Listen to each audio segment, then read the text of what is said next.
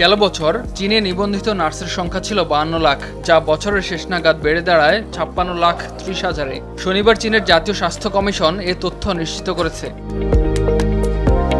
জানা যায়, চীনের প্রতি 1000 মানুষের জন্য 4 জন করে নার্স রয়েছেন। তাদের শতকরা 80 ভাগেরই জুনিয়র কলেজ বা এর চেয়ে উচ্চতর ডিগ্রি আছে। রোববার আন্তর্জাতিক নার্স দিবস উপলক্ষে আয়োজিত এক সংবাদ সম্মেলনে কমিশনের মেডিকেল অ্যাডমিনিস্ট্রেশনের উপপরিচালক সিউ রুসি বলেন, আরও উচ্চমানের ও রোগীর চাহিদা অনুযায়ী নার্সিং সেবা প্রদানের প্রচেষ্টা জোরদার করতে হবে, বিশেষ করে বয়স্ক ব্যক্তি ও রোগীদের মধ্যে যারা জটিল রোগে আক্রান্ত এবং যাদের পুনর্বাসনের চাহিদা রয়েছে তাদের প্রতি আরও যত্নবান হওয়ারও তাগিদ দেন মিস্টার সিং। বয়স্কদের নার্সিং সেবা প্রদানে ইতোমধ্যে 15টি শহরে একটি পাইলট প্রকল্প চালু করেছে দেশটির জাতীয় স্বাস্থ্য কমিশন। এসব অঞ্চলে নার্সিং সেবা গড়ে 16% বেড়েছে বলেও জানান তিনি।